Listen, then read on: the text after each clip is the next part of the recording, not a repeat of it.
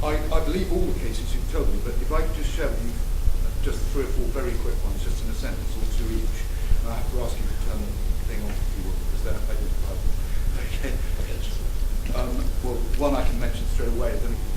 But I don't think that if in the process of stopping one wrong thing to create another wrong thing, we're doing a very efficient job. And what I'm grumbling about is that we are not getting it right. Because if you take a child away from a home where it is loved and it is not abused, I think it's a form of child abuse. There's a quite famous case which is out in the open now, the Websters.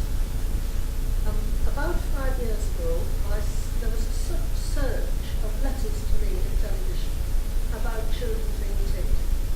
God forgive me, I didn't really believe it. I thought that doesn't happen in Britain. If social services are on TV, you dodge it. I have learned better. We developed a process whereby one of my counsellors talked to them. She came and said to me, I think probably that it's right that children should go. If she was doubtful, I talked to her. A woman called Nicky Webster got in touch with us, and I talked to her, and I was touched by the fact that she told me that her 3 children had been taken into care because of an unexplained injury in the middle child.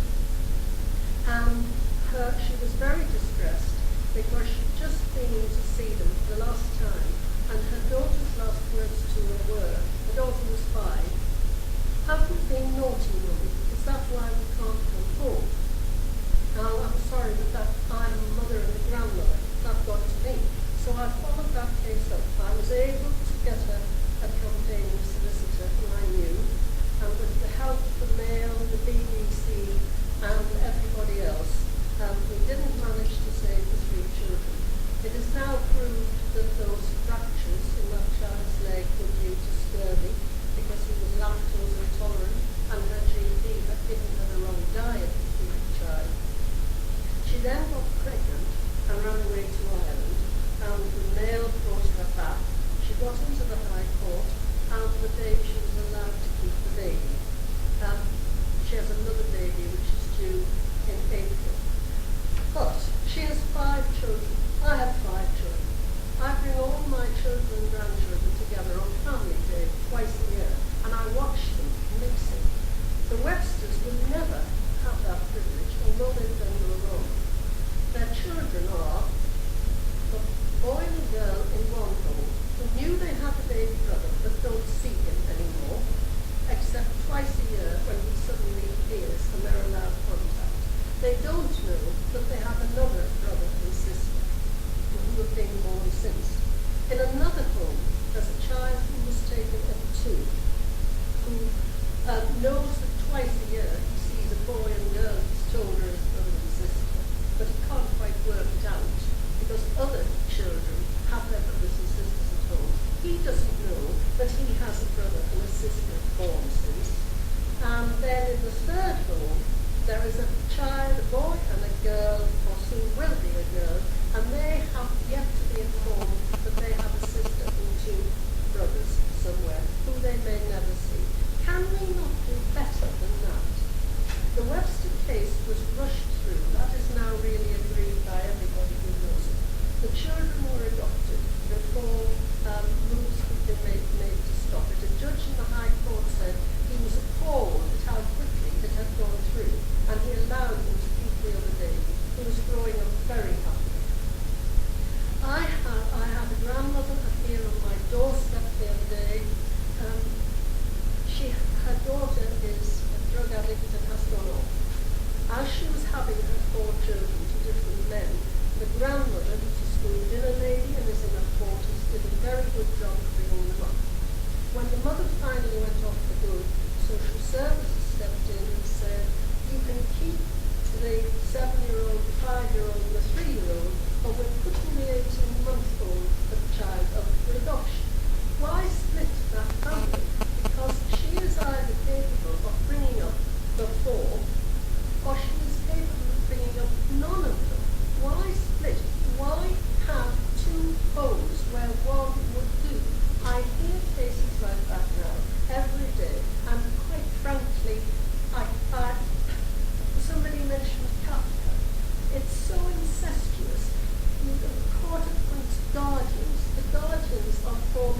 social workers, Kafka's former social workers.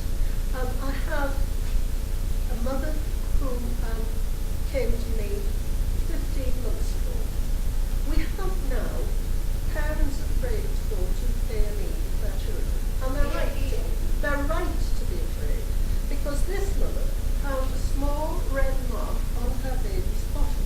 In her innocence, she thought it could be meningitis. So she took it to the hospital. It was decided there that it was a bite, no broken skin, no other injury anywhere, but they called in social services. Social services came to the home and said, one of you must admit, one of you must leave the house. The father said, the mother must stay with the children. I'll go. He's been sleeping at his uncle's house, and they're a respectable family. The father holds down a steady job. I've talked to the mother in depth, and she's lovely.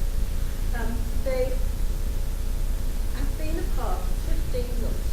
The police had a year to bring charges. They wouldn't touch it with a barge pole.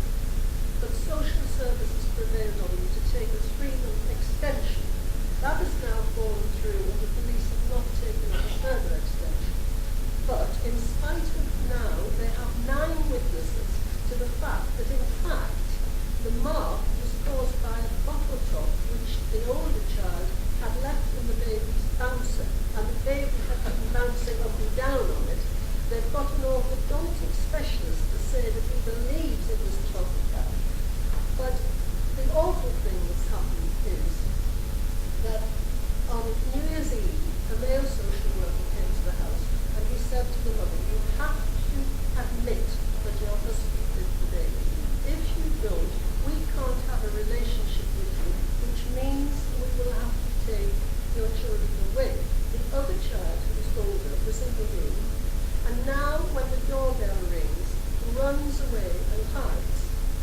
I said I felt they should ask for another social worker because the mother said, I'm afraid of this man. They asked in a formal complaint for another social worker.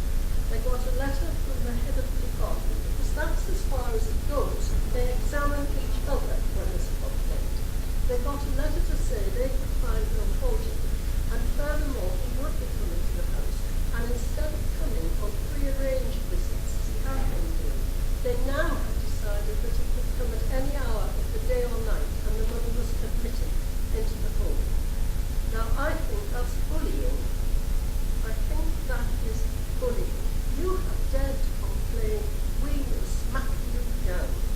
And that is going on in my country that I believe have the best legal system in the world and the greatest justice. And you say that